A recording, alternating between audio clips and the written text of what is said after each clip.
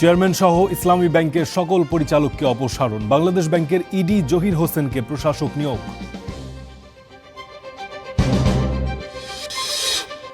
সাবেক আইজিপি বেনজির দুবাইয়ে গ্রেফতার, ৩০ দিনের মধ্যেই ফেরানোর আশ্বাস। ইন্টারপোলকে কৃতিত্ব দিলেন জামায়াত আমির।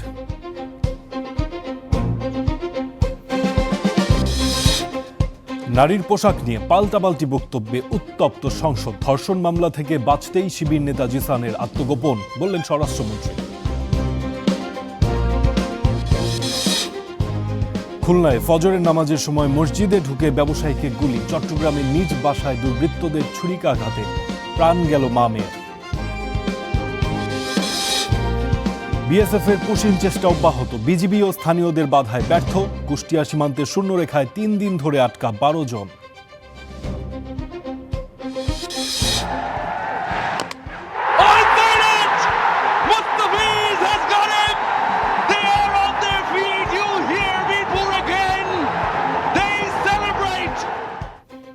এবং মিরপুরের নাটকীয় জয়ে হোয়াইট ওয়াশ এড়ালো অস্ট্রেলিয়া। শরীফুলের ৬ উইকেট, ২-১ সিরিজ টাইগারদের।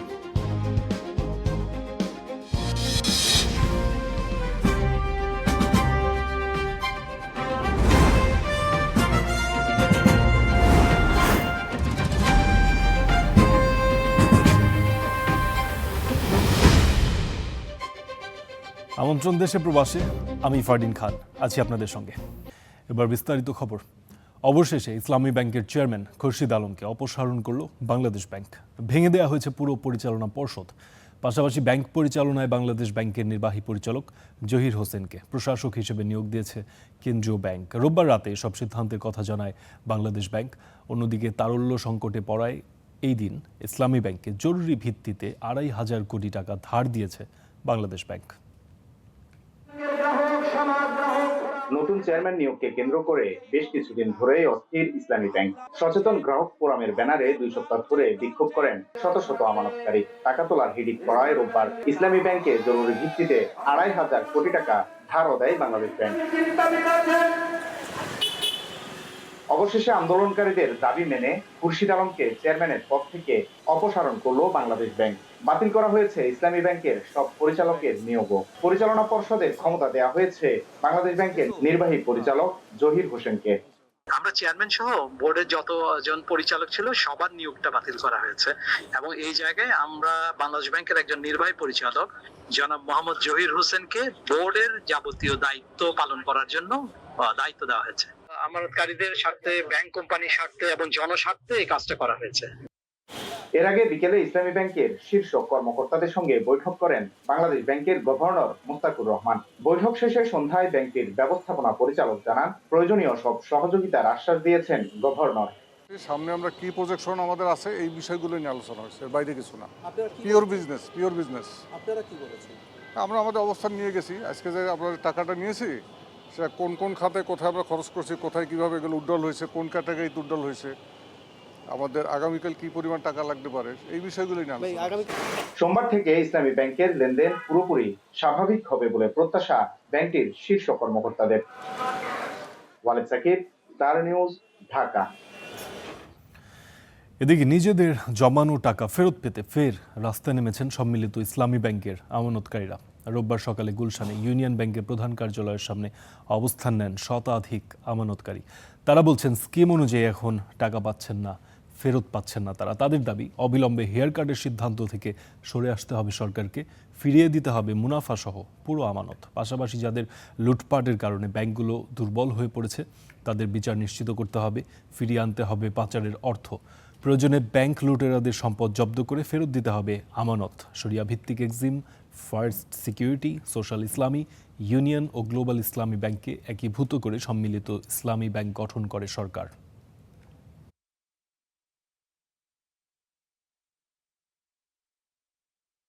আমরা কষ্ট করে ইনকাম করে ব্যাংকে টাকা রাখছি, আমরা ব্যাংকে গেলে কোনো টাকা পাই না। 5 ব্যাংকের মালিক আমরা, আজকে আমরা মালিক হয়ে তাদের ধারে ধারে ঘুরতেছি কেন? আমাদের টাকা দিয়ে তারা বিলাসবহুল গাড়িতে চড়তেছে, বাড়ি চড়তেছে। নতুন গভর্নর যিনি মনসুর সাহেব এসে এমন কিছু কথা বলে সমস্ত ব্যাংক সেক্টরে একটা অস্থিরতা ধরিয়ে দিয়েছেন এবং বিশেষ করে আমানতকারীদের মধ্যে অস্থিরতা ধরিয়ে দিয়েছেন। দুবাইয়ে গ্রেফতার হয়েছেন পুলিশের সাবেক মহাপরিদর্শক বেনজির আহমেদ। ইন্টারপোলের সহযোগিতায় তাকে আটক করেছে দুবাই পুলিশ। জাতীয় সংসদকে এই তথ্য জানিয়েছেন স্বরাষ্ট্রমন্ত্রী সালাউদ্দিন আহমদ। 2024-এর অভ্যুত্থানে আওয়ামী লীগ ক্ষমতাচ্যুত হওয়ার কয়েক মাস আগে তার বিরুদ্ধে দুর্নীতির অভিযোগে তদন্তে নামে দুদক। দেশ ছাড়েন তখনই। এরপর হয় একাধিক মামলা, গ্রেপ্তারি পরোয়ানাও জারি করে আদালত। পরে 2025 সালের 10 ফেব্রুয়ারি আসে ইন্টারপোলের মাধ্যমে রেড নোটিশ জারির আদেশ। অবশেষে ইন্টারপোলের সহায়তায় বেনজির আহমেদকে গ্রেপ্তার করেছে দুবাই পুলিশ। জাতীয় সংসদকে এ তথ্য জানিয়েছেন স্বরাষ্ট্রমন্ত্রী। আইনি প্রক্রিয়া অংশ হিসেবে 30 দিনের মধ্যে তাকে দেশে ফেরানোর চেষ্টা চলছে বলে জানান সালাউদ্দিন আহমদ। গত 12 জুন 2026 তারিখে সংযুক্ত আরব আমিরাতের স্বরাষ্ট্র মন্ত্রণালয়ের directorate general of federal criminal police, national central bureau NCB, Abu Dhabi হতে প্রেরিত একটি ইমেইলের মাধ্যমে বাংলাদেশ সরকারকে জানানো হয়েছে যে দুর্নীতি মামলায় অভিযুক্ত বেনজির আহমেদকে সংযুক্ত আরব আমিরাত পুলিশ কর্তৃক গ্রেফতার করা হয়েছে। দুদকে মোট 6টি মামলা রয়েছে সাবেক এই আইজিপির বিরুদ্ধে। এর মধ্যে গেল বছর পাসপোর্ট জালিয়াতি এবং অবৈধ সম্পদ অর্জনের মামলায় রেড নোটিশ জারি করার পর ইন্টারপোল দুবাই থেকে তাকে গ্রেপ্তার করে। 6টি মামলার মধ্যে একটি মামলায় চার্জশিট দেওয়া হয়েছে দুদকের পক্ষ থেকে এবং এটা ট্রায়াল চলছে। সেটা জ্ঞাত আয় বহির্ভূত সম্পদ অর্জনের মামলা। বেনজির আহমেদ 2020 সালের 15 এপ্রিল এবং 2022 সালের 30 সেপ্টেম্বর পর্যন্ত ছিলেন পুলিশ আইজি। এর আগে ডিএমপি কমিশনার ও র্যাবের মহাপরিচালকের দায়িত্ব পালন করেন। মানবাধিকার লঙ্ঘনের অভিযোগে 2021 সালের ডিসেম্বরে র্যাবের 7 কর্মকর্তার উপর নিষেধাজ্ঞা দেয় যুক্তরাষ্ট্র। তার মধ্যে ছিল বেনজির আহমেদের নাম। Nazmul Hasan, star news, Dhaka. দুবাইতে বেনজির আহমেদকে গ্রেপ্তারের কৃতিত্ব এই সরকারের নয় বলে মন্তব্য করেছেন জামায়াত আমির শফিকুর রহমান। সন্ধ্যায় সিলেটে এক অনুষ্ঠানে তিনি এমন মন্তব্য করেন। এ সময় বেনজিরকে গ্রেপ্তারের জন্য ইন্টারপোলকে ধন্যবাদ জানিয়েছেন জামায়াত আমির। সংসদে পর্দা ইস্যুতে তুচ্ছ তাচ্ছিল্য করা হয়েছে বলে অভিযোগ করেছেন জামায়াত আমির শফিকুর রহমান। তিনি বলেছেন, সংসদকে দেশপ্রেমিক নেতাদের সংসদে পরিণত করতে হবে এবং গুরুত্বপূর্ণ জাতীয় ইস্যুতে সংসদে কথা বলার সুযোগ নিশ্চিত করতে হবে। রোববার রাতে সিলেট সার্কিট হাউসে স্থানীয় নেতাদের সঙ্গে মতবিনিময়ের আগে সাংবাদিকদের সঙ্গে আলাপকালে তিনি এসব কথা বলেন। এ সময় পুশিন ইস্যু, করনীতি, বেনজির আহমেদকে দেশে ফেরানো সহ বিভিন্ন সমসাময়িক বিষয়েও সরকারের সমালোচনা করেন তিনি। এটা ইন্টারপোলের কৃতিত্ব এবং এটা এই সরকার তার উপরে ইন্টারপোলের অ্যালার্ট জারি করায় নাই, এটা প্রিভিয়াস গভর্নমেন্ট করায় গেছে। কিন্তু এই সরকারের আমলে এসে দুবাইকে ধরা পড়ছে। কালপ্রিট যেই হোক, যত ক্ষমতাধর ব্যক্তি হোক, যদি কেউ দেশ এবং জাতির বিরুদ্ধে অপরাধ সংগঠন করে থাকে তাকে আইনের আওতায় আনতে হবে। ডিএমপি কমিশনার, র্যাব মহাপরিচালক ও পুলিশ মহাপরিদর্শক, আইন শৃঙ্খলা বাহিনীর এমন গুরুত্বপূর্ণ শীর্ষ পদে দায়িত্ব পালনকালে দুর্নীতি, অনিয়মের অসংখ্য অভিযোগ ওঠে বেনজির আহমেদের বিরুদ্ধে। এর পাশাপাশি ছিল গুরুতর মানবাধিকার লঙ্ঘনের অভিযোগও। আমাদেরকে শূন্য সহিষ্ণুতার নীতি বলবৎ করতে হবে। বেনজির আহমেদ আইজিপি সহ 1 দশক ধরে পুলিশের গুরুত্বপূর্ণ 3টি পদে ছিলেন। নানা অভিযোগে ছিলেন আলোচনা সমালোচনার কেন্দ্রে। 2013 সালের 5 মে ঢাকার শাপলা চত্বরে হেফাজতে ইসলামের সমাবেশ ছত্রভঙ্গ করতে নেতৃত্ব দেন। তৎকালীন ডিএমপি কমিশনার ছিলেন বেনজির আহমেদ। অপারেশন সিকিউর শাপলা নামে ওই অভিযানে পুলিশের সঙ্গে সম্মিলিতভাবে অংশ নেয় র্যাব ও বিজিবি। এতে অন্তত 32 জন নিহত হওয়ার প্রমাণ পেয়েছে আন্তর্জাতিক অপরাধ ট্রাইব্যুনালের তদন্ত সংস্থা। শাপলা চত্বর হত্যা মামলায় বেনজির, শেখ হাসিনা সহ আসামি রয়েছেন আওয়ামী লীগের শীর্ষ নেতারা। র্যাবের গোপন বন্দিশালায় গুম ও বিচার বহির্ভূত হত্যা এবং জুলাই হত্যা মামলায় তার বিরুদ্ধে গ্রেফতারি পরোয়ানা দিয়েছিলেন আন্তর্জাতিক অপরাধ ট্রাইব্যুনাল। 2013 সালের ডিসেম্বরে বিএনপির কর্মসূচিকে কেন্দ্র করে গুলশানে বিএনপি চেয়ারপারসন খালেদা জিয়ার বাড়ির সামনে বালু ট্রাক দিয়ে সড়ক বন্ধ করে দেয়া হয়। ওই ঘটনার জন্য বেনজিরের তীব্র সমালোচনা করেন বিএনপি নেতারা। 2018 সালে দৈনিক প্রথম আলোতে এক সাক্ষাৎকারে বিচার বহির্ভূত হত্যাকাণ্ডকে ভুল শব্দ বলে দাবি করেন। পরে বিভিন্ন বক্তব্যে বিচার বহির্ভূত হত্যাকাণ্ডকে একটি মহলের সস্তা প্রচারণা বলে উল্লেখ করেন তিনি। 2021 সালে ঢাকার আশুলিয়ায় বোট ক্লাবে ব্যবসায়ী নাসির মাহমুদ ও পরিমণির বাগবিতণ্ডার বিষয়টি দেশজুড়ে আলোচিত হয়। তখন সামনে আসে ওই ক্লাবের সভাপতি তৎকালীন আইজিপি বেনজির আহমেদ। প্রশ্ন উঠেছিল, একজন সরকারি কর্মকর্তা কিভাবে বিলাসবহুল এমন বাণিজ্যিক ক্লাবের সভাপতি হন? মানবাধিকার লঙ্ঘনের অভিযোগে র্যাবের যে 7 কর্মকর্তার উপর নিষেধাজ্ঞা দিয়েছিল যুক্তরাষ্ট্র, তার মধ্যে ছিলেন বেনজির আহমেদ। অবৈধ সম্পদ অর্জন ও সম্পদের তথ্য গোপনের অভিযোগে বেনজির আহমেদ ও তার স্ত্রী কন্যাদের বিরুদ্ধে 2024 সালে মোট 6টি মামলা করে দুর্নীতি দমন কমিশন। এতে বেনজির, তার স্ত্রী ও 2 মেয়ের বিরুদ্ধে 74,13,39,000 টাকার জ্ঞাত আয় বহির্ভূত সম্পদ অর্জন ও সম্পদের তথ্য গোপনের অভিযোগ আনে দুদক। বেনজির ও তার পরিবারের নামে থাকা ঢাকার গুলশান, বাড্ডা ও আদাবরে 12টি ফ্ল্যাট, ঢাকার উত্তরা, নারায়ণগঞ্জ, গোপালগঞ্জ, মাদারীপুর ও বান্দরবনে 230 একর জমি ক্রয় করেন আদালত। এছাড়া 19টি কোম্পানির শেয়ার, 33টি ব্যাংক হিসাব, 3টি বিও হিসাব ও 30 লাখ টাকার সঞ্চয়পত্র ফ্রিজ করার আদেশ দেয়া হয়। আল কাসির, স্টার নিউজ, ঢাকা। দুবাইতে গ্রেপ্তার বেনজির আহমেদকে ফেরাতে পাড়ি দিতে হবে জটিল সব আইনি প্রক্রিয়া। তবে এতে আশার আলো বন্দি প্রত্যর্পণ চুক্তি। চলুন বিস্তারিত জেনে নেই। 1000-2 লোক টোকায় নিয়ে আসবো, আমরা বাড়িতে বাড়ি থেকে টোকায় নিয়ে আসবো, মাটির তলে ঢুকলে সেখান থেকে বের করে নিয়ে আসবো। গ্রেফতার হয়েছেন বাংলাদেশ পুলিশের সাবেক আইজিপি বেনজির আহমেদ। আজ জাতীয় সংসদে বিষয়টি নিশ্চিত করেন স্বরাষ্ট্রমন্ত্রী সালাউদ্দিন আহমেদ। একই সঙ্গে তিনি প্রতিশ্রুতি দেন 30 দিনের মধ্যে অপরাধীকে দেশে ফিরিয়ে তার যথাযোগ্য শাস্তির ব্যবস্থা করা হবে।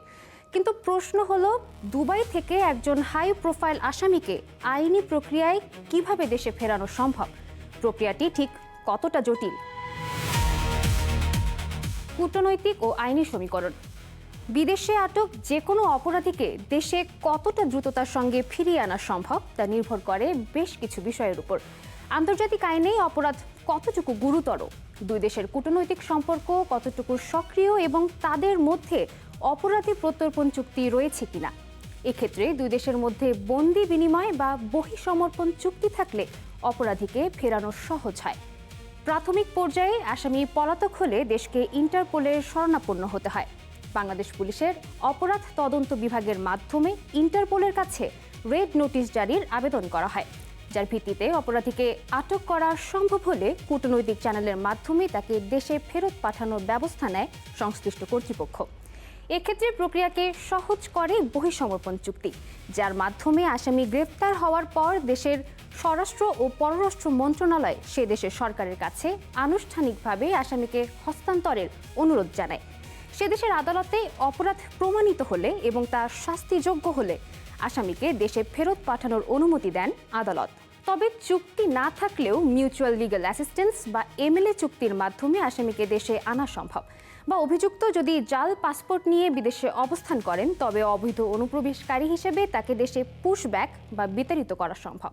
বেনজির আহমেদকে দেশে ফেরানোর ক্ষেত্রে কোন প্রক্রিয়া সবচেয়ে কার্যকরী?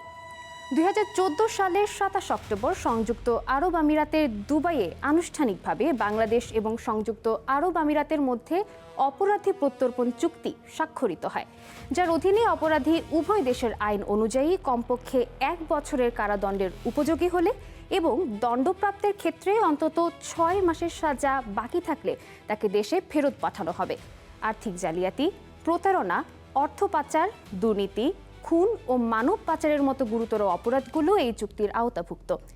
যেহেতু বেনজির আহমেদের বিরুদ্ধে দণ্ডবিধির 420, 467, 468, 471 ও 109 ধারায় প্রতারণা, দলিলের জালিয়াতি, অপরাধের সহায়তা সহ দুর্নীতি প্রতিরোধ আইন 1947-এর 5-2 ধারা, মানি লন্ডারিং প্রতিরোধ আইন 2012-এর 4-2 ও 4-3 ধারা এবং বাংলাদেশ পাসপোর্ট অর্ডার 1973-এর 11 ধারায় মামলা বিচারাধীন রয়েছে।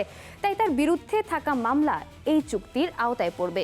স্বরাষ্ট্রমন্ত্রী জানিয়েছেন, বেনজিরের বিরুদ্ধে দুদকের মামলা, গ্রেপ্তারি পরোয়ানা ও তদন্ত সংক্রান্ত দলিলাদি এর মধ্যেই প্রস্তুত করা হয়েছে। তার মন্ত্রণালয় এক্সট্রাডিশন প্রপোজাল অনুমোদন করেছে এবং পররাষ্ট্র মন্ত্রণালয়ের মাধ্যমে তা আমিরাত কর্তৃপক্ষের কাছে পাঠানো হচ্ছে বলেও জানিয়েছেন তিনি। এক্ষেত্রে সাধারণত গোটা প্রক্রিয়ায় 6 মাস থেকে 1 বছরের মতো সময় প্রয়োজন হলেও বিশেষ কূটনৈতিক চ্যানেলের মাধ্যমে আলোচনা হলে তা দ্রুত শেষ করা সম্ভব। এক্ষেত্রে দুদেশের সরকারের মধ্যে বিশেষ কূটনৈতিক যোগাযোগ বা ফাস্ট ট্র্যাক আলোচনার মাধ্যমে এই সময় অনেকটাই কমিয়ে আনা সম্ভব, অর্থাৎ 30 দিনের মধ্যে আসামিকে ফিরিয়ে আনা সম্ভব। নারীর পোশাক নিয়ে পাল্টাপাল্টি মন্তব্যে উত্তপ্ত সংসদ। সংরক্ষিত নারী সদস্যদের বোরখা নিয়ে মন্তব্য করেছেন সরকার দলীয় সংসদ সদস্য মনিরুল হক চৌধুরী। জবাবে বিরোধী দলীয় চিফ হুইপ বলেন, সরকারি দলের সদস্যের বক্তব্যে বর্ণবাদী মানসিকতা ফুটে উঠেছে। হট্টগোল থামাতে এক পর্যায়ে রুলিং দেন ডেপুটি স্পিকার, জানান এক্সপাঞ্জের সিদ্ধান্ত। জাতীয় সংসদের দ্বিতীয় অধিবেশনের চতুর্থ দিন। অনেক সময় হাসি ঠাট্টার আলোকেও কিন্তু অনেক কথা চলে আসে। বাজেট অধিবেশন ছাপিয়ে উঠে আসে নারীর পোশাক প্রসঙ্গ, আর যার শুরুটা করেন কুমিল্লা 6 আসনের সরকার দলীয় সংসদ সদস্য মনিরুল হক চৌধুরী। তার ভাই বউ নিয়ে গেছে, ঢুকার পর দেখি একটা কিছু হাঁটতেছে। আমি বললাম যে তার ভাই ভাবি কই? যে ওই যে আমি আপনি যে বদলাই আনেন না, এটা কেমনি বুঝবো? জামায়াতের 2 জন নারী প্রার্থী বোরকা ও হিজাব পরে বক্তব্য দেওয়ার সূত্র ধরে তিনি বলেন, ভেতরে কে কারা তা বোঝার উপায় কি? 2 জনের বক্তৃতা শুনছি, আগামী দিনে কিছু করতে পারবে, ভবিষ্যৎ আছে, লেখাপড়া জানা, কিন্তু বুঝলাম না তো কারা আপনারা, ভিতরে কে? আপনারা এদিকে দেখতে পারেন, আমরা এদিকে দেখলে কি আছে এটা বুঝবো না, এটা ঠিক না। মাননীয় সদস্য প্লিজ পার্সোনাল ফ্রিডম নিয়ে কথা বলা উচিত না। ঠিক না। তার ওই বক্তব্যের জেরে উত্তপ্ত হয় সংসদ। ফ্লোর ছাড়াই চলে পাল্টাপাল্টি মন্তব্য। আমি কাউকে ছোট মিন করি না, বসে না, দেখেন আমি কি বলি, বসে। পরিস্থিতি নিয়ন্ত্রণে সে বক্তব্য এক্সপাঞ্জ করেন ডেপুটি স্পিকার। মাননীয় সদস্য, আপনি যে বক্তব্য দিয়েছেন পার্সোনাল ফ্রিডম নিয়ে, এই অংশটুকু এক্সপান্স করা হলো। পরে নাহিদ ইসলাম বলেন, সংসদে নারীদের পোশাক নিয়ে যেভাবে কথা বলা হয়েছে এটা অমার্জনীয় অপরাধ। আমাদের নারী সংসদ সদস্যদের তাদের পোশাক নিয়ে যে ধরনের কথা বললেন, তাদের ধর্মীয় স্বাধীনতাকে হরণ করার সম্পর্কিত যে ধরনের বক্তব্য দিলেন, এটাও মাননীয় স্পিকার আমরা মনে করি একটা অমার্জনীয় অপরাধ। প্রত্যেকটা ব্যক্তির গণতান্ত্রিক রাষ্ট্রে তার ধর্মীয় স্বাধীনতা রয়েছে, পোশাকের স্বাধীনতা রয়েছে। উনি একজন সংসদ সদস্য হিসেবে সেই স্বাধীনতাকে লঙ্ঘন করে এই ধরনের হীন বক্তব্য দিয়েছেন, ওনার হীন মানসিকতার পরিচয় পেয়েছে, এবং আমরা মনে করি উনি ওনার বক্তব্যে একটি বর্ণবাদী আচরণ মাননীয় স্পিকার বহিঃপ্রকাশ পেয়েছে ওনার বক্তব্যের মাধ্যমে। এক সময় এক্সপাঞ্জ করা হিজাব ইস্যু পুনর্বিবেচনা করার জন্য কথা বলতে চান পানি সম্পদ মন্ত্রী শহীদ উদ্দিন চৌধুরী অ্যানি, কিন্তু তাকে থামিয়ে দেন ডেপুটি স্পিকার। সেই জায়গায় আবার নতুন করে আপনি জাস্টিফাই করার কিছু নেই। অধিবেশন শেষে সংরক্ষিত আসনে জামায়াতের সংসদ সদস্যরা বলেন, নারীর পোশাক নিয়ে কথা বলার জন্য মনিরুল হক চৌধুরীকে ক্ষমা চাইতে হবে। পর্দা একটা অবশ্যই কটাক্ষ মনে করছি, কারণ পর্দা একটা ফরজ আমল। যিনি পর্দা করবেন তিনি আল্লাহর হুকুম পালন করছেন, এইটা নিয়ে কথা বলার রাইট কারো নাই। এছাড়া নারী নিয়ে বক্তব্য এক্সপান্স করার জন্য স্পিকারকে ধন্যবাদ জানিয়েছে জামায়াতের নারী সদস্যরা। চাচ্ছি উনি এটা নিয়ে দুঃখ প্রকাশ করবেন এবং ক্ষমা প্রার্থনা করবেন। সবাইকে ধন্যবাদ। শাহনুর ইসলাম, স্টার নিউজ, ঢাকা। খুলনায় ফজরের নামাজের সময় মসজিদের ভেতর ঢুকে এক ব্যবসায়ীকে গুলি করেছে দুর্বৃত্তরা। ভোর 5:30টার দিকে নগরের দৌলতপুরে ওয়েস্ট জোন পাওয়ার ডিস্ট্রিবিউশন কোম্পানির মসজিদে এই ঘটনা ঘটে। এতে ব্যবসায়ী সহ আহত হয়েছেন 2 জন। খুলনা মহানগরীর দৌলতপুর এলাকা, রক্তাক্ত পশ্চিম কাশীপুর বিদ্যুৎ কেন্দ্র জামে মসজিদ। ফজর নামাজের পর মসজিদে গুলি চালায় দুর্বৃত্তরা। মাথায় গুলি লেগে গুরুতর আহত মসজিদ কমিটির সেক্রেটারি লোকমান হাকিম। আহত হয়েছেন পাশে থাকা আরেক মুসল্লি আলম মণ্ডলও। গোলাগুলি হয়েছে, 2 জন গুলিবিদ্ধ হয়েছে। একজন ঢাকায় চিকিৎসার জন্য গেছে, আর একজন খুলনা মেডিকেলে আছে। 100% আতঙ্কিত, তার কারণে এরকম ঘটনা আমার জীবনে 56 বছর বয়সে আমি কোনোদিন শুনিনি, দেখিওনি। অত্যন্ত দুঃখজনক। ঘটনার পর হাসপাতালে নেওয়া হয় 2 জনকেই। আশঙ্কাজনক হওয়ায় লোকমান হাকিমকে পাঠানো হয়েছে ঢাকায়। অন্যদিকে খুলনা মেডিকেল কলেজ হাসপাতালে ভর্তি করা হয়েছে আলম মণ্ডলকে। হামলায় জড়িতদের শনাক্ত করতে কাজ করছে পুলিশ। কয়েকটি টিম এই বিষয়ে কাজ করছে। তথ্য উপাত্ত সংগ্রহ পাশাপাশি আমরা ডিজিটাল এভিডেন্স কিছু সংগ্রহ করেছি। কিছু সিসিটিভি ফুটেজ আমরা সংগ্রহ করেছি, সেগুলো নিয়ে কাজ চলমান আছে, আমরা শনাক্ত করার চেষ্টা চলছে। আমরা বিশ্বাস করি যে অতি দ্রুত এই ঘটনার সাথে যারা জড়িত তাদেরকে গ্রেপ্তার করে ঘটনার মূল রহস্য উদ্ঘাটন করতে সক্ষম হবে। এ ঘটনায় থমথমে পুরো এলাকা, নিরাপত্তা বাড়ানো হয়েছে বিদ্যুৎ কেন্দ্রে। Desk report, star news.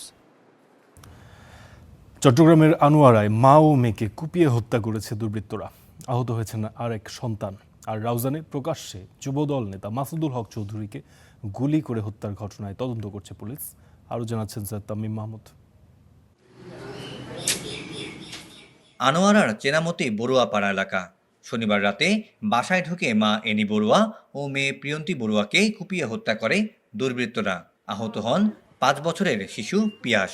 এটা মাইনে দরজা খুললি এই ছোট বাচ্চা বেদের দিন রক্ত ফরদ মানে ইটার খুব মাইজিন দি ইয়া করে তাই পাগল হইনি আগিয়ে গুই উবে খদ্দ মানে একজনে মাইজি তেজিয়ে জোরালো দাবি জানাচ্ছে খুনিকে 24 ঘন্টার মধ্যে এনে গ্রেফতার করে তাকে দৃষ্টান্তমূলক শাস্তি দেওয়া হয়েছে, ফাঁসি চাই আমরা। নিহতের স্বামী সুজন বড়ুয়া একজন নিরাপত্তা কর্মী। তার দাবি, ঘটনার সময় ডিউটিতে ছিলেন তিনি। হত্যার খবর পেয়ে বাড়ি ফিরেন। আমার ওয়াইফ মারা যাওয়ার সময় এখানে আমার প্রতিবেশী যারা আছে এদেরকে বলে গেছে যে ওরা জিজ্ঞেস করে তোমাকে কে মারছে, ও তেজবড়ু বেশান্ত বড়ুয়ার ছেলে তেজবড়ুয়া মারছে। মরদেহ দুটি উদ্ধার করেছে পুলিশ। হত্যা রহস্য উদ্ঘাটনের পাশাপাশি জড়িতদের ধরতে অভিযান চলছে। লেনদেন যেটা এটা স্বাভাবিক, এটা তেমন এটা নিয়ে তাদের কোনো ইয়া নাই, কোনোদিন বা কোনো কথা কাটাকাটি হয়েছে কারোর সাথে বা এরকম না বলতেছে। তারপরে একটু ডাউট আছে, একটু দেখি ক্লিয়ার হয়ে একটু বলতে পারবো। এদিকে রাউজানে যুবদল কর্মী মাসুদুল হক হত্যার ঘটনায় এখনো ধরা পড়েনি কেউ। সামাজিক যোগাযোগ মাধ্যমে ছড়িয়েছে হত্যার সময়কার ফুটেজ। তাতে দেখা গেছে সিএনজি চালিত অটোরিকশায় আসা 6 দুর্বৃত্ত মাসুদুল হককে গুলি করে পালিয়ে যায়। সে সময় 3 জনের হাতে পিস্তল আর 2 জনের হাতে শটগান দেখা যায়। একজনের মুখে ছিল কালো মুখোশ, তবে তাদের পরিচয় এখনো জানা যায়নি। পুলিশের ধারণা, অভ্যন্তরীণ কোন্দলের জেরে এই হত্যাকাণ্ড। Syed Tamim Mahmud, star news, Chattogram. শিশু রামিসা ধর্ষণ হত্যা মামলায় মৃত্যুদণ্ডপ্রাপ্ত সোহেল রানা ও তার স্ত্রী স্বপ্না আক্তারের জেল আপিল শুনানির জন্য গ্রহণ করেছেন হাইকোর্ট। একই দিন উচ্চ আদালতের বিশেষ বেঞ্চে আসিয়া ও রামিসা হত্যা মামলার ডেথ রেফারেন্স ও আপিল অগ্রাধিকার ভিত্তিতে বিরতিহীনভাবে শুনানির আবেদন জানিয়েছেন অ্যাটর্নি জেনারেল। মাত্র কয়েক কার্যদিবসেই বিচারিক আদালতে শেষ হয় রামিসা হত্যা ও ধর্ষণ মামলার বিচার। এবার সেই দ্রুত বিচার প্রক্রিয়ার ধারা হাইকোর্টেও অব্যাহত রাখতে চায় রাষ্ট্রপক্ষ।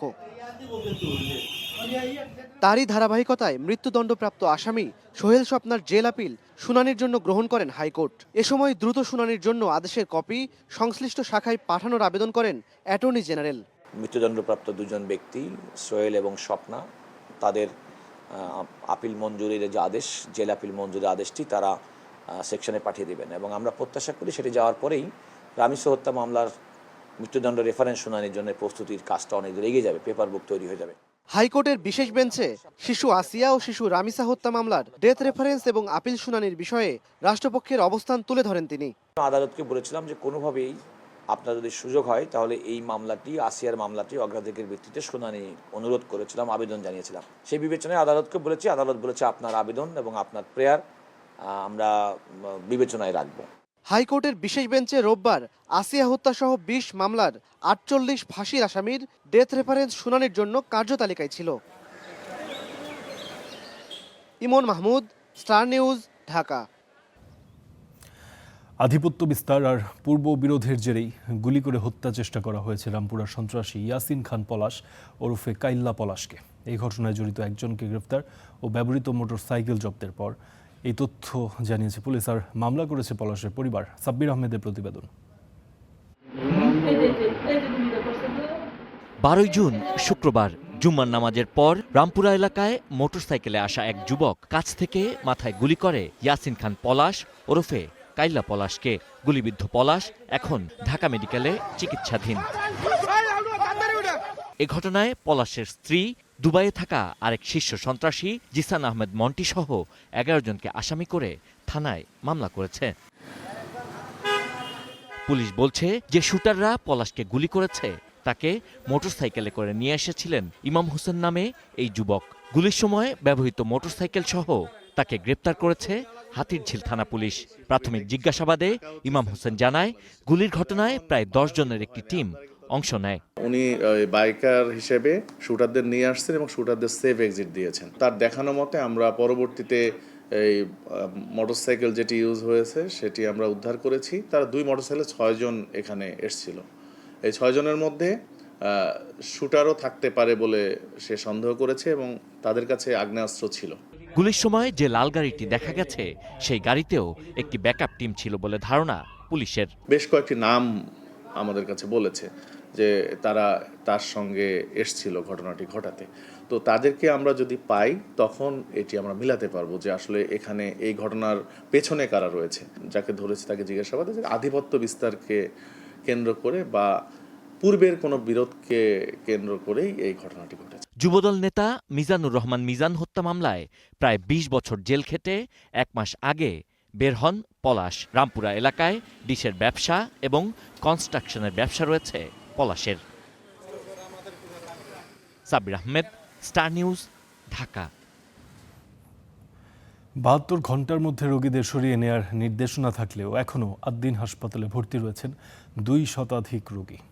তবে পর্যায়ক্রমে ভর্তি রোগীরা চলে যাচ্ছেন বলে জানিয়েছে কর্তৃপক্ষ। সরকারের আকস্মিক এমন সিদ্ধান্তে চরম বিপাকেও পড়েছেন রোগী, আত্মীয় স্বজনেরা।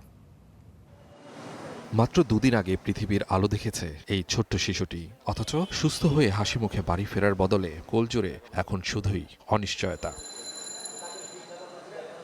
সিজারিয়ানের ক্ষত শুকাতে না শুকাতেই অসুস্থ স্ত্রীকে এক হাতে আর 2 দিনের সন্তানকে অন্য হাতে ধরে হাসপাতাল ছাড়ছেন এক অসহায় বাবা। যেদিন লাইসেন্সটা আমার বাতিল করে দিয়েছে সেদিন আমার কিন্তু ওয়াইফের সিজার হয়েছে। সিজার কারণে হেয়ারও ঠিকমতো সিজার দিতে আমরা ওটি আইতে 8 ঘন্টা 10 ঘন্টা রাখা লাগে, সেটাও ঠিকমতো পারছি না। এই যে এখন মনে করেন এই যে কাজটা করছে এই সিলির জায়গাটা এখন কিন্তু ব্যথা করতেছে। যাবেন কোথায় তাও জানা নেই।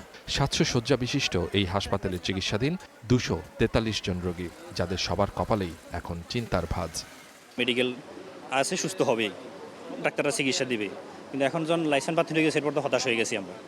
এখন ওনারাও প্রথমেই বলতেছে যে আপনারা জানকে আমাদের তো ইয়া কেন, কিন্তু পরে আবার শুনলাম যে না, বলতেছে থাকেন, কিন্তু সরকার শুনলাম 72 ঘন্টা সময় দিছে।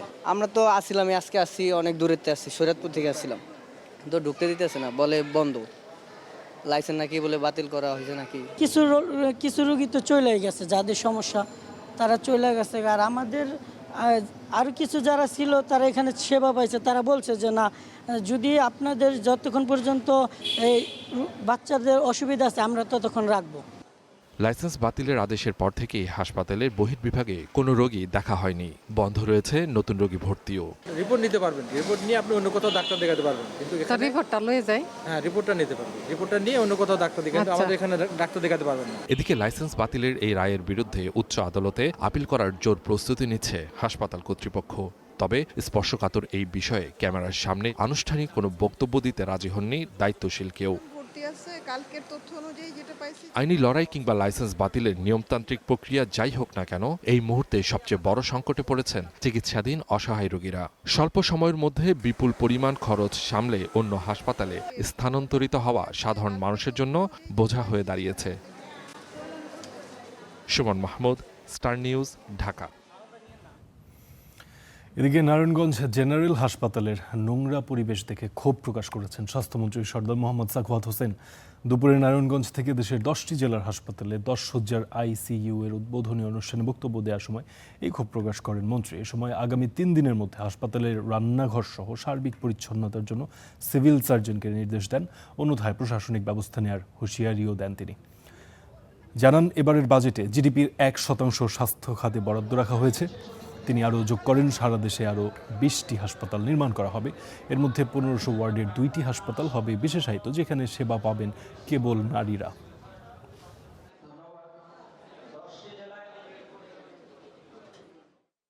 আপনাকে 25 দিন পর্যন্ত টাইম দিয়ে গেলাম, আপনার কিচেন থেকে সকল জিনিস বের করতে হবে, সকল কালো পাতিল আপনাকে ভেঙে বাঙ্গারির কাছে বেরতে হবে, ডিসি সাহেবের প্রতিনিধির সামনে। যেগুলি থেকে ব্যাকটেরিয়া হচ্ছে, শ্বাসকষ্টের রোগীদের কষ্ট হবে, এগুলি জমিয়ে রেখেছে। Before the sunset of day after tomorrow, you have to finish all the things. You have to sell out the things. যদি পাই আমরা অ্যাকশনে যাবো, সোজাসুজি কথা, 3 মাস ধৈর্য ধরেছি। ঢাকা গাজীপুর পথে বিআরটি প্রকল্প নিয়ে সভা করলেন প্রধানমন্ত্রী, যেখানে প্রকল্পের অগ্রগতি, বাস্তবায়ন প্রক্রিয়া এবং সম্ভাব্য সুফল নিয়ে বিস্তারিত আলোচনা হয়েছে। রোববার সচিবালয়ে প্রধানমন্ত্রী তারেক রহমানের সভাপতিত্বে বিআরটি প্রকল্প নিয়ে এই সভা অনুষ্ঠিত হয়। সভায় বিশেষজ্ঞরা বিআরটির নকশা, যাত্রী সেবা সহ সামগ্রিক কার্যকারিতা নিয়ে পর্যবেক্ষণ তুলে ধরেন। এদিন সকালে মৌলভীবাজারের তরুণ উদ্ভাবক সাজ্জাদুল ইসলামের উদ্ভাবিত বিভিন্ন পণ্য সম্পর্কে অবগত হন প্রধানমন্ত্রী। এ সময় রাষ্ট্রীয় সহযোগিতার আশ্বাসও দেন সরকার প্রধান। সাজ্জাদুল ইসলাম পচা সবজি থেকে পচনযোগ্য পলিথিন এবং কলা গাছের তন্তু থেকে ঢেউটিন, টাইলস ও বোর্ড তৈরি করেন।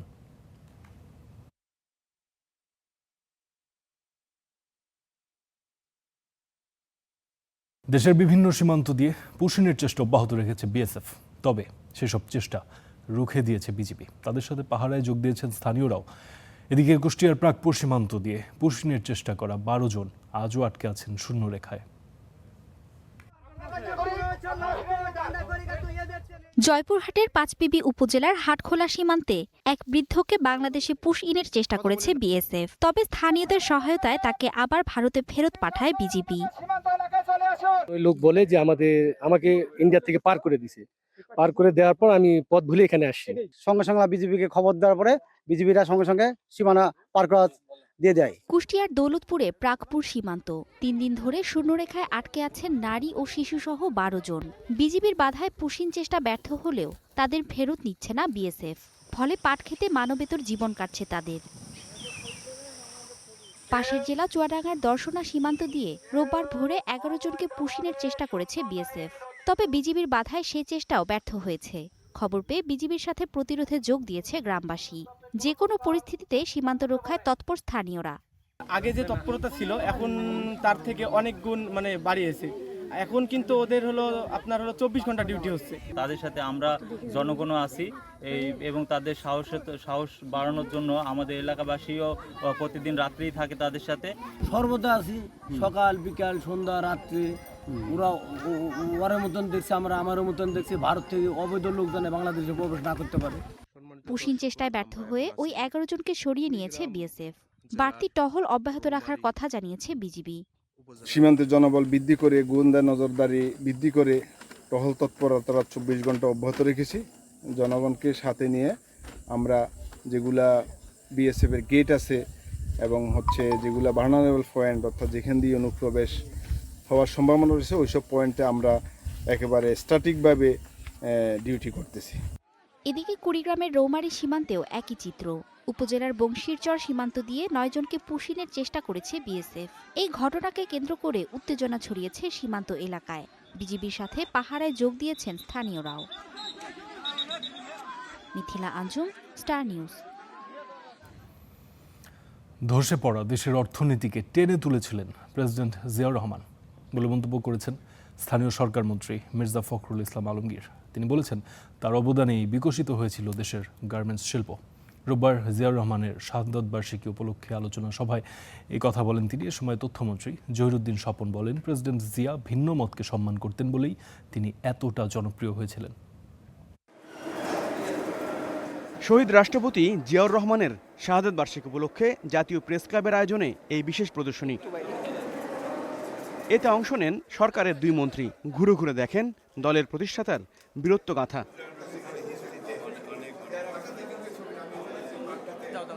এরপর আলোচনা সভায় বক্তারা শহীদ প্রেসিডেন্ট জিয়াউর রহমানের জীবনের নানা দিক তুলে ধরেন। গণতান্ত্রিক মূল্যবোধের উপরে ভর করে দেশের সমস্ত ধরনের ভিন্ন মতকে মঞ্চ তৈরি করে দিয়েছেন সমালোচনা করার জন্য। 5ম সংশোধনী করে 4র্থ সংশোধনীর সমস্ত ধরনের বেড়াজালকে খান খান করে ভেঙে দিয়েছেন। এই সমস্ত কিছুর মধ্যেই যে বিষয়টি বেরিয়ে আসে তা হলো ভিন্ন মতকে সম্মান করা, ভিন্ন মতের কাছ থেকে সিদ্ধান্ত গ্রহণ প্রক্রিয়ার উপাদানকে খুঁজে বের করা। স্থানীয় সরকার মন্ত্রী বলেন, প্রেসিডেন্ট জিয়া একটি কার্যকর ও প্রাতিষ্ঠানিক শাসন ব্যবস্থা প্রতিষ্ঠা করতে চেয়েছিলেন। গণতন্ত্রে বিশ্বাসী দলগুলোকে তিনি আনতে পেরেছিলেন এক প্ল্যাটফর্মে। আমি যে একজন বাংলাদেশি, আমি যে সেপারেট, আমার যে আলাদা আইডেন্টিটি আছে, আমি যে পশ্চিম বাংলার বাঙালি নই, আমি এই ভূখণ্ডের একজন নাগরিক এবং আমার যে আলাদা একটা সত্তা আছে, এটা তিনি এস্টাবলিশ করেছেন। তার বাংলাদেশি জাতীয়তাবাদের যে তথ্য, সেই তথ্য দিয়ে দুর্ভিক্ষ পীড়িত এবং নিক্সনের ভাষায় একটা আপনার বটমলেস বাস্কেট, সেই দেশটাকে তিনি টেনে উপরে তোলার চেষ্টা করলেন। অনুষ্ঠানে অংশ নেওয়া আলোচকরা ইতিহাসকে সমৃদ্ধ করতেই জিয়াউর রহমানের ওপর গবেষণা বাড়ানোর প্রয়োজনীয়তা তুলে ধরেন। Habibur Rahman Ofi, Star news, Dhaka. গণভোট ও জুলাই সনদ ইস্যুতে সরকার জনগণকে বিভ্রান্ত করছে বলে অভিযোগ জামায়াত নেতাদের। তারা বলছেন সংস্কার প্রশ্নে দ্বিমুখী অবস্থান নিয়েছে বিএনপি। জাতীয় প্রেস ক্লাবের এক সেমিনারে মত প্রকাশের স্বাধীনতা নিয়ে মিয়া গোলাম পারওয়ারের দাবি, বর্তমান সরকারের অবস্থানও অতীতের চেয়ে ভিন্ন কিছু নয়। তথ্য সম্প্রচার খাতে সংস্কার নিয়ে জাতীয় প্রেস ক্লাবে শামিল গণমাধ্যমের সাংবাদিক, সম্পাদক ও গবেষকরা। এতে প্রধান অতিথি হিসাবে যোগ দেন জামাতের সেক্রেটারি জেনারেল। এ সময় আসে স্বাধীন, দায়িত্বশীল ও পেশাদার গণমাধ্যমের জন্য আইনি জটিলতা, প্রাতিষ্ঠানিক সীমাবদ্ধতা ও নিয়ন্ত্রণমূলক বাধা দূর করার আহ্বান।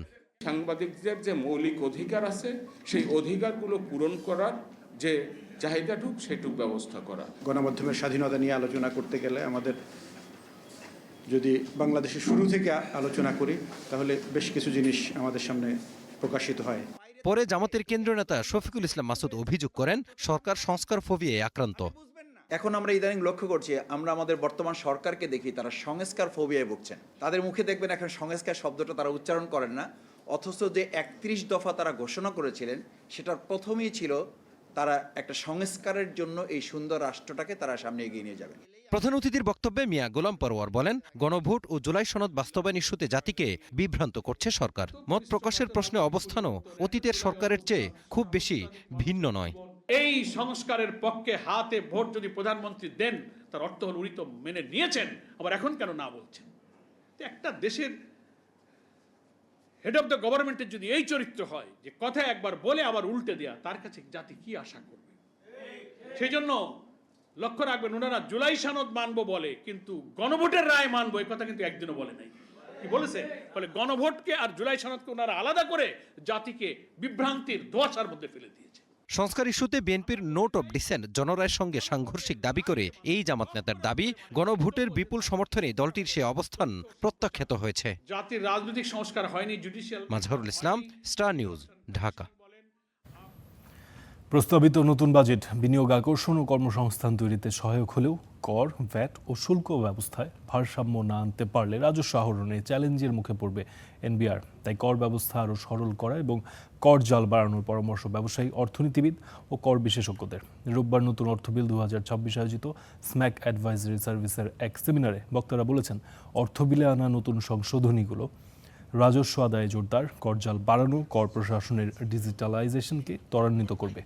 সামগ্রিকভাবে প্রস্তাবিত এই সংস্কারগুলোর লক্ষ্য টেকসই অর্থনৈতিক প্রবৃদ্ধি বজায় রাখা, রাজস্ব দক্ষতা বৃদ্ধি এবং একটি স্বচ্ছ বিনিয়োগ বান্ধব কর পরিবেশ তৈরি করা।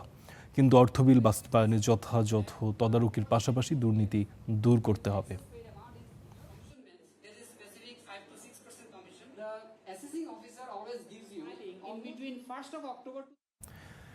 টেলিকম অপারেটরগুলো ব্যবসার ক্ষেত্রে প্রতিযোগিতা করলেও টেলিযোগাযোগ খাতকে শক্তিশালী করতে একে অপরের প্রতি সহযোগিতাপূর্ণ মনোভাব দেখানোর আহ্বান জানিয়েছেন বিটিআরসি চেয়ারম্যান মেজর জেনারেল অবসরপ্রাপ্ত এমদাদুল বারী।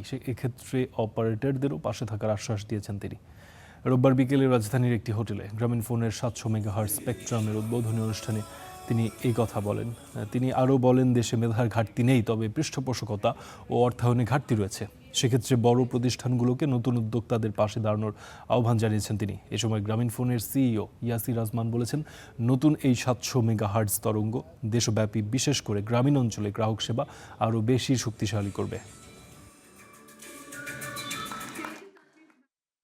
সো বাংলাদেশের যে গ্রামগঞ্জে যে ইনডোর কাভারেজের যে দরকার হয় এবং শহরের অনেক জায়গায় যে ইনডোর কাভারেজের সমস্যা আছে বড় বড় ওয়ালগুলোর কারণে, এই বড় বড় ওয়াল ভেদ করে ঘরের ভিতরে ইন্টারনেট যাওয়া এবং গ্রামের টিনের ঘরে ইন্টারনেট যাওয়ার জন্য যদি যেই ব্যান্ডটা দরকার সেটা হচ্ছে 700 মেগাহার্টজ। গভর্নমেন্টের যে ম্যানিফেস্টো আছে, এই ম্যানিফেস্টো বাস্তবায়নের জন্য রেগুলেটরের যে স্ট্র্যাটেজি, রেগুলেটর যে কাজটা করতে যাচ্ছে, রেগুলেটর কোলাবোরেশন এবং কম্পিটিশনের মাঝখানে একটা সুন্দর সমতা আনয়নের চেষ্টা করছে। ইতালির ভেনিস সিটি কর্পোরেশন নির্বাচনে এক ঐতিহাসিক গৌরব গাথা রচনা করেছেন বাংলাদেশি বংশোদ্ভূত সুমাইয়া বেগম। দেশটির মূলধারার প্রভাবশালী রাজনৈতিক দল ডেমোক্রেটিক পার্টি পিডি থেকে প্রতিদ্বন্দ্বিতা করে মারঘেরা ওয়ার্ড থেকে তিনি প্রথম বাংলাদেশি বংশোদ্ভূত নারী কাউন্সিলর হিসেবে নির্বাচিত হয়েছেন। দীর্ঘদিন ধরেই ভেনিসের মূলধারার রাজনীতিতে বাংলাদেশিদের অংশগ্রহণ থাকলেও এই প্রথম কোনো প্রবাসী বাংলাদেশি নারী কাউন্সিলর পদে এমন দুর্দান্ত জয় ছিনিয়ে আনলেন। তার এই বিজয়ে ভেনিস ও তার আশেপাশের এলাকায় বসবাসরত বাংলাদেশি কমিউনিটি উচ্ছ্বসিত। সুমাইয়ার এই জয়কে প্রবাসীদের একীভূতকরণ ও রাজনৈতিক ক্ষমতায়নের এক মাইল ফলক হিসেবে দেখছেন স্থানীয় ভোটার ও অভিবাসীরা।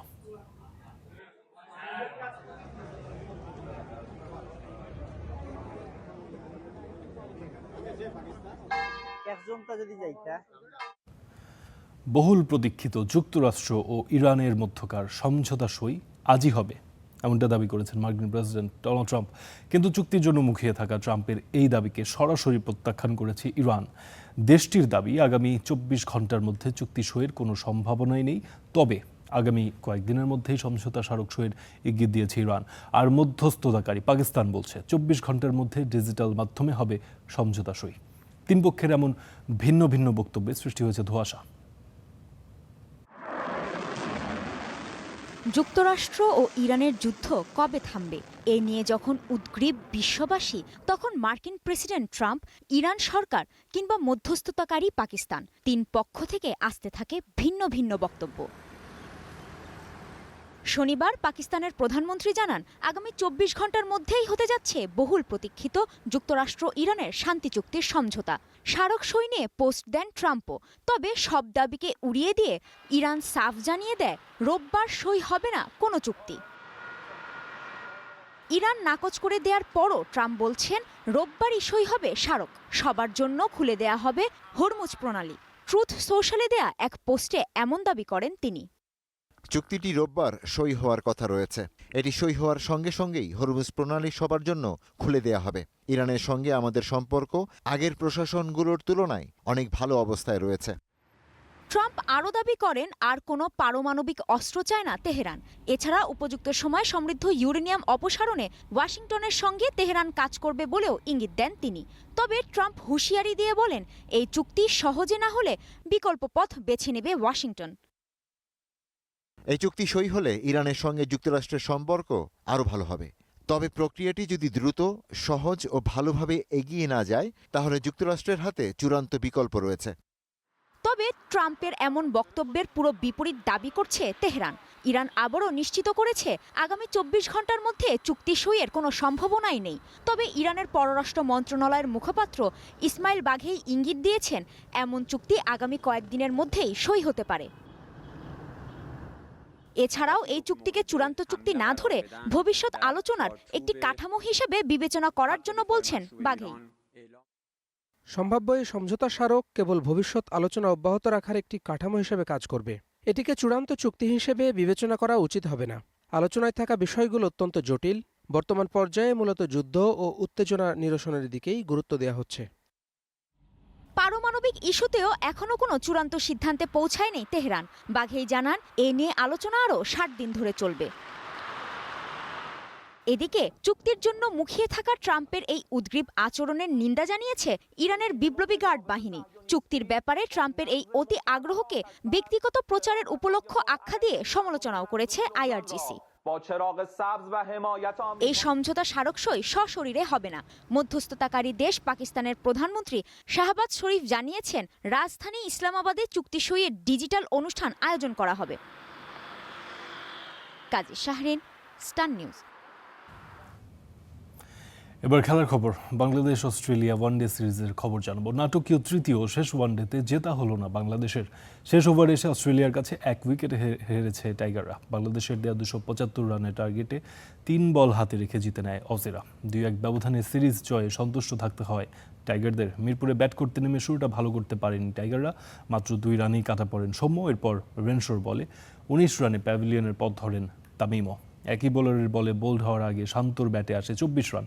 লিটন হৃদয় মিলে দলের হাল ধরলেও 48 রানে রিটায়ার্ড হার্ট হয়ে ফেরেন লিটন।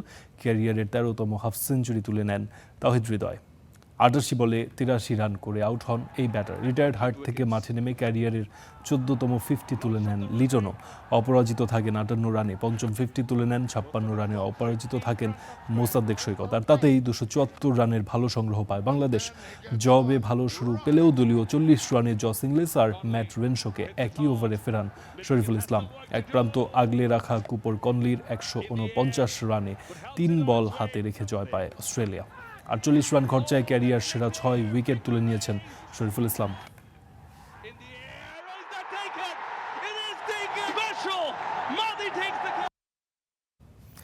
নারী টি-20 বিশ্বকাপের খবর। নিজেদের প্রথম ম্যাচেই জয় পেল বাংলাদেশ। নেদারল্যান্ডসকে 6 উইকেটে হারিয়ে নিগার সুলতানা জ্যোতির দল বিশ্বকাপ শুরু করলো 140 রানের টার্গেটে। 5 বল হাতে রেখেই পার হয়ে যায় টাইগার্সরা। টস জিতে ব্যাট করতে নেমে শুরুটা ভালো হয়নি নেদারল্যান্ডসের।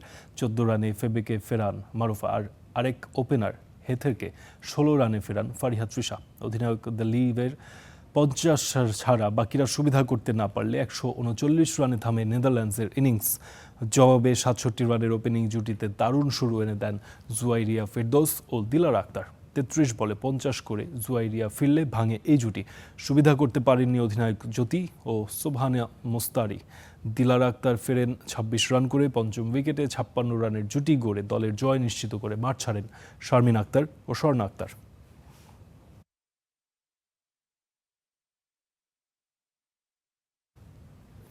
এই ছিল দেশে প্রবাসের আয়োজনে। আমি ফারদিন খান ছিলাম আপনাদের সঙ্গে।